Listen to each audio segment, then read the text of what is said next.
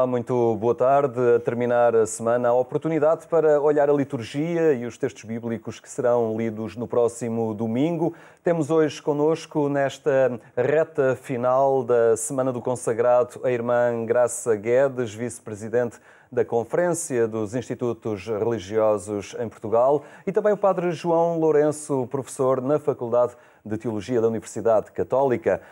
Olá, boa tarde, obrigado por estarem connosco aqui no programa Eclésia. Irmã Graça Guedes, é a Semana do Consagrado e é uma oportunidade e uma ocasião que a Igreja sugere para as pessoas se darem conta também e perceberem que há determinadas pessoas que, pela sua opção vocacional, se dedicaram e entregaram a sua vida de uma forma um bocadinho diferente da maioria. Foi o seu caso. Fale-nos um bocadinho da oportunidade e do porquê de uma semana para as comunidades cristãs pensarem naqueles que se consagraram. Bom, então, muito boa tarde e muito obrigada. E, de facto, temos uma semana em que estamos, a Igreja no seu todo pode refletir, rezar pelos consagrados.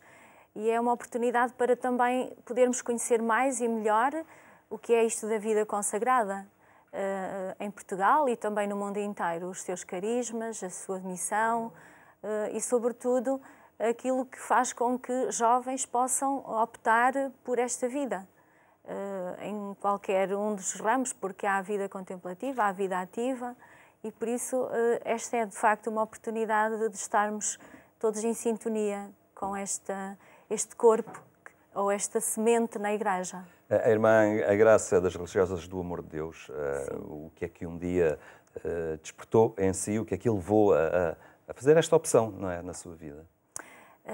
A mim foi um pouco conhecer as Irmãs do Amor de Deus, desde muito jovem. Conheci as Irmãs num contexto paroquial, onde eu ia à catequese à igreja, e aí as irmãs eram catequistas, eram as animadoras da pastoral, e foi um pouco o seu testemunho de vida que fez com que depois também eu pudesse sentir o chamamento e a interpelação de Jesus à minha vida, porque não também eu abraçar este caminho. E foi efetivamente um tempo de busca, mas foi um tempo em que, de facto, eu vi confirmada a minha vocação através também da minha inserção na Igreja e também na paróquia e o contacto com as irmãs.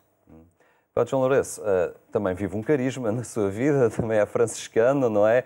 De que forma é que esta Semana do Consagrado é, de alguma forma, também vivida na sua congregação religiosa? Ora, muito boa tarde aos nossos telespectadores. Nós somos um carisma na Igreja que eu acho que tem assim um bocadinho a pluralidade do tudo. Contempla diversas dimensões e procuramos vivê-las naturalmente dentro da esteira, dentro do seguimento daquilo que foi que é o nosso paradigma de vida herdado de São Francisco. Cada semana, ou em cada ano, estas semanas da vida religiosa, para além do tema que apresenta, é também um convite a aprofundarmos diversas temáticas, diversas, eu diria, intencionalidades que estão na base do nosso projeto de vida, da nossa identidade religiosa. E por isso, como vivemos, é sempre um bocadinho tentando ir descobrir o hoje desse carisma, da sua globalidade, extraindo ou focando, realçando alguns aspectos fundamentais. E hoje creio que, enfim, na vida religiosa, eu creio que não é apenas um privilégio nosso, é um bocadinho comum aos demais ramos da vida religiosa, nesta sintonia com a Igreja, é ver como é que o nosso carisma tem um bocadinho a marca de estar em sintonia com a Igreja. Nesta dimensão deve ser um testemunho da misericórdia de Deus.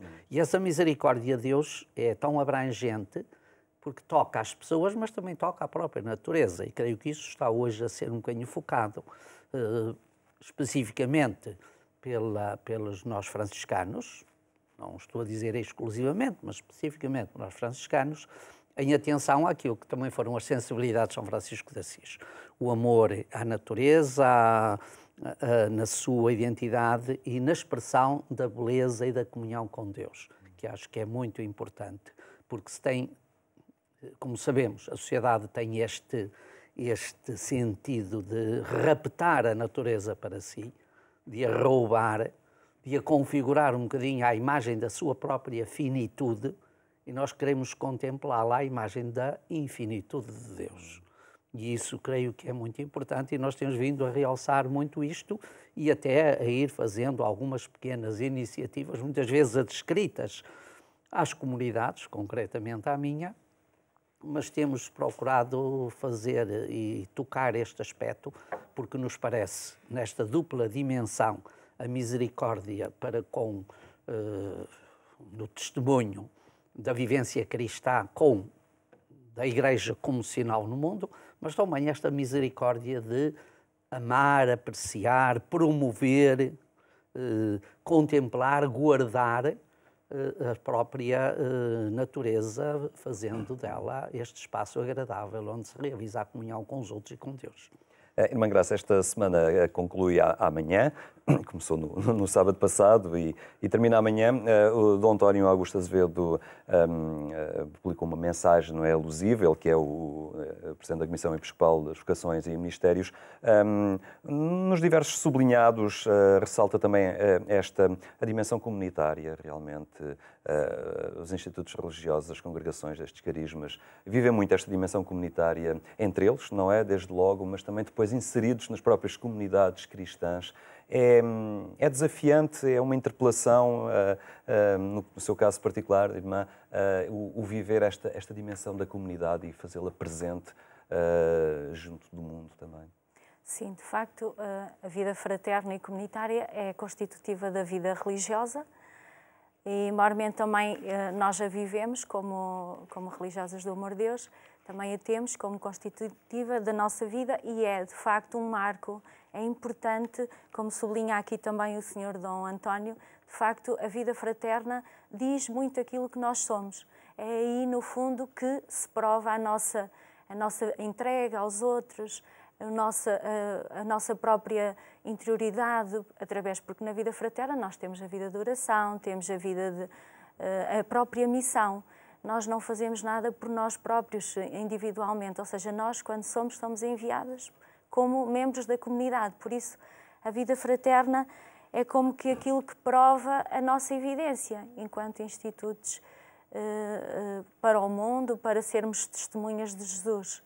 E por isso daí a necessidade de estarmos muito atentas a essa vertente da nossa vida. E também, assim como somos na vida fraterna, realizamos a nossa missão, também nos realizamos como pessoas em relação com os outros. E também, de certa maneira, também a experiência que fazemos na vida comunitária é aquela que depois nos dá algum suporte para vivermos também na comunidade eclesial. Aí também somos testemunhas daquilo que levamos da nossa vida comunitária. Muito bem. Posto isto, vamos avançar então para a análise da liturgia do próximo domingo. É o quarto domingo do tempo comum, Padre João Lourenço. Assim, rapidamente e como tom para este domingo, liturgicamente, os textos falam-nos muito do itinerário que se abre ao profeta, não é? Aquele que é escolhido, um itinerário que não é fácil. Pois, efetivamente, nós estamos quase, não diria no início do ano litúrgico, porque já tivemos o Advento e a parte do Natal, mas daquilo que a Igreja chama o tempo comum. E durante o tempo comum nós celebramos liturgicamente, e a melhor forma de o celebrar liturgicamente é a Eucaristia através das leituras da Palavra de Deus. Celebramos liturgicamente o projeto de Jesus Cristo presente na história e o projeto da Igreja que lhe dá continuidade. Ora, o que as leituras deste domingo nos realçam, depois dos 3 domingos precedentes nos falarem das diferentes apresentações de Jesus, os que se apresenta, hoje define-se, neste domingo, uma das características da identidade do projeto de Jesus, que é exatamente a identidade profética. E a identidade profética, enfim, é acima de tudo uma identidade que marca, que define, que que estabelece, porventura, como acontece nos exemplos que hoje nos são apresentados, quer na primeira leitura, quer no Evangelho, estabelece rupturas, que é uma das dimensões do carisma cristão. No carisma cristão temos exatamente de definir isto, que não estamos pedindo a desculpa do alcance que isto possa ter, não é uma vida de Maria vai com as outras. É um projeto de vida que deve definir parte de uma identidade e define uma identidade e um projeto próprio. E temos aqui este belo testemunho, exatamente de dois profetas. Um que é tomado como símbolo e o outro como realidade. Jeremias, que nos mostra no espaço do Antigo Testamento e da cultura bíblica veterotestamentária, nos mostra exato um paradigma de profecia. E Jesus Cristo, que é o profeta por excelência, que nos aparece agora aqui no Evangelho, naturalmente, a definir, a lançar as bases daquilo que é o seu projeto de vida e o seu itinerário. Muito bem, e vamos escutar então, pela voz de Luís Miguel Sintra, este Evangelho de Lucas. Naquele tempo, Jesus começou a falar na sinagoga de Nazaré, dizendo: Cumpriu-se hoje mesmo esta passagem da Escritura que acabais de ouvir. Todos davam testemunho em seu favor e se admiravam das palavras cheias de graça que saíam da sua boca e perguntavam: Não é este o filho de José? Jesus disse-lhes: Por certo me citareis o ditado: Médico, cura-te a ti mesmo. Faz também aqui na tua terra o que ouvimos dizer que fizeste em Cafarnaum. E acrescentou: Em verdade vos digo, nenhum profeta é bem recebido na sua terra. Em verdade vos digo que havia em Israel muitas viúvas no tempo do profeta Elias, quando o céu se fechou durante 3 anos e 6 meses, e houve uma grande fome em toda a terra. Contudo, Elias não foi enviado a nenhuma delas, mas a uma viúva de Sarepta, na região da Sidónia. Havia em Israel muitos leprosos no tempo do profeta Eliseu. Contudo, nenhum deles foi curado, mas apenas o sírio Naamã. Ao ouvirem estas palavras, todos ficaram furiosos na sinagoga. Levantaram-se, expulsaram Jesus da cidade e levaram-no até ao cimo da colina sobre a qual a cidade estava edificada, a fim de o precipitarem dali abaixo. Mas Jesus, passando pelo meio deles, seguiu o seu caminho.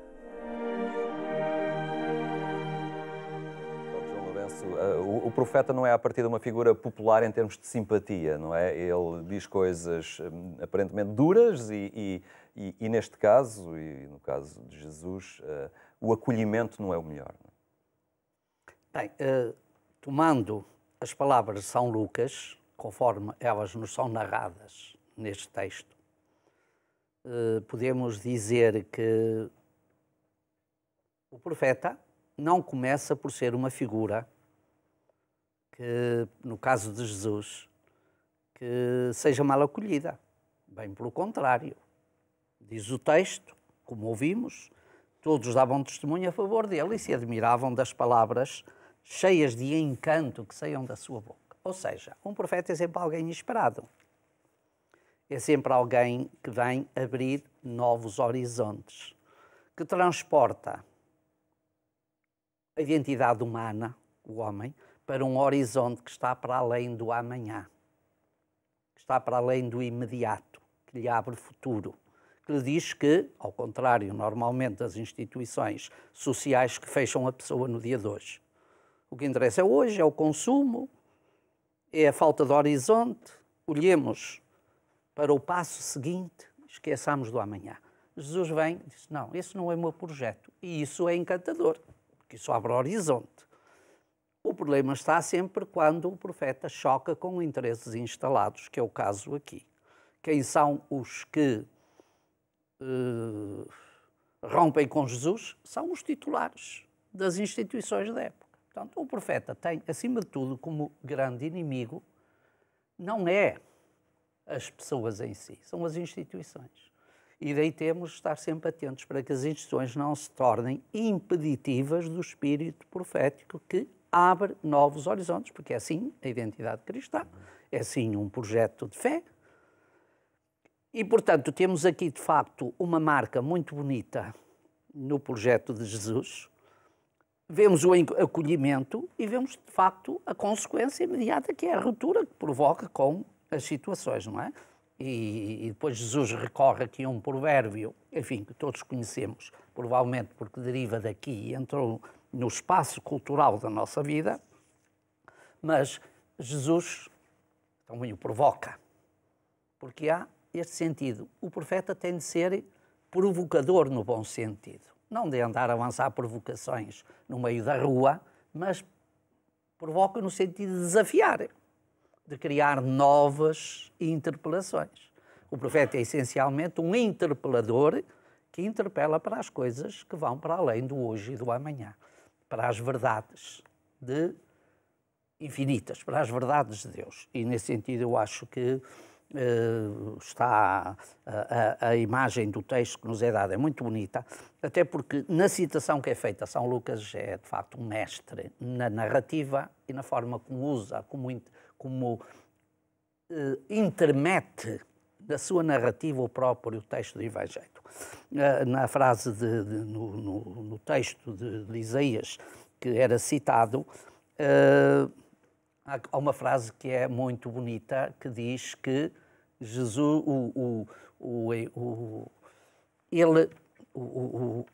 o mensageiro também é enviado para proclamar um tempo de juízo. Não um juízo no sentido de julgamento, mas um tempo de juízo no sentido de valorizar, de dar sentido às coisas, de ver a sua consistência, a sua verdade, a sua fundamentação. Mas Lucas emitiu isso. Não faz aqui a citação nesse sentido, mas faz as citações, como ouvimos, aliás, no domingo passado, faz aqui a citação de que Jesus veio para anunciar um ano de graça, ou seja, um ano de misericórdia, um ano de bondade, um ano da misericórdia de Deus para todos acolher. E, nesse sentido, Jesus vem com esta dimensão no seu ministério profético de incorporar a todos. Irmã Graça, o ser profeta é algo que toca também aquele que um dia vocacionalmente assumiu uma posição na sua vida pelo caminho de consagração e este ser testemunho continuamente no mundo por vezes leva a não ser a optar pelos caminhos mais simpáticos, às vezes implica também ser testemunho de contradição, digamos assim, perante interesses instalados, e isso cabe também aos religiosos. Sim, sem dúvida. Sim, de facto, primeiro, antes de mais, quem segue Jesus Cristo, segue o Mestre, logo, também é, de certa maneira, tem que imitar. E nesta vertente, na beleza disto de ser profeta, efetivamente, um consagrado está chamado também a ser profeta, nesta realidade que hoje lhe toca viver. Não é um caminho fácil, não, todos nós sabemos, assim como Jesus, assim também os seus discípulos, não é? Muitas vezes, ser verdadeiro profeta, de facto, é aquele que encarna o verdadeiro amor, ou seja, distingue-se pelos falsos profetas, porque quer sempre o bem do outro, sempre o bem, não está em seu nome, está sempre para fazer bem. Logo, às vezes o bem incomoda, desinstala e pode ser até mal interpretado. E então, na nossa realidade de hoje, vemos isso com alguma facilidade, porque onde estamos temos que aí ser verdadeiros testemunhas, temos que aí ser, às vezes, não ir na onda, sermos aí, às vezes, interpelativos no sentido da mudança, de querermos algo muito mais do que aquilo que é o efêmero, o passageiro, e de facto não é fácil na nossa sociedade. Claro. Já não temos muito tempo para João Lourenço, mas nos minutos que temos ainda, esta primeira leitura, voltamos a ter a figura do profeta. Agora, no Antigo Testamento, o Jeremias, que aparentemente já estava escolhido por Deus, mas também ele tem que aceitar uma missão muito concreta e que também não se apresenta logo à partida fácil, não é? Jeremias é um caso singular dentre os diferentes tipos ou das diferentes tipologias. Nós falámos do profeta bíblico, mas a Sagrada Escritura oferece-nos diferentes paradigmas, diferentes tipos do exercício dessa profecia, ou seja, do serviço do ministério profético. E Jeremias é um caso singular, porque é de facto o único em que no texto se diz: eu te consagrei desde o seio materno, eu te preparei desde o seio materno. Todavia, eu diria, se essa marca faz parte de Jeremias, ele não é profeta sem a sua adesão, sem ter dado o seu sim à vocação que lhe é proposta. E isso é sempre determinante. E isso é sempre determinante. Em todos os profetas, o profeta sente que não é profeta por ele próprio. Eu costumo sempre dizer, enfim, peço a modéstia, dizer aos meus alunos que o profeta não nasce profeta, mas o profeta se faz profeta. Se faz porque ele tem de aceitar. É ele que ele disponibiliza-se. Deus interpela-o, como interpela a cada um de nós, nas nossas finitudes. Porventura não somos profetas como a imagem dos profetas bíblicos, mas todos, o profeta é interpelado por Deus. Tem essa experiência profunda, essa experiência marcante, essa experiência de ruptura que o leva a aceitar o desafio que Deus lhe propõe. E nesse sentido, Jeremias é de facto um paradigma, porque é o paradigma, eu diria, o paradigma do profeta apaixonado pela fidelidade. Ó Senhor, eu queria fugir de ti, mas por onde é que eu ia? Tu estavas lá sempre presente. As tuas palavras eram um fogo que me consumia. De facto, a palavra de Jeremias é uma palavra ardente, vibrante, uma palavra intensa.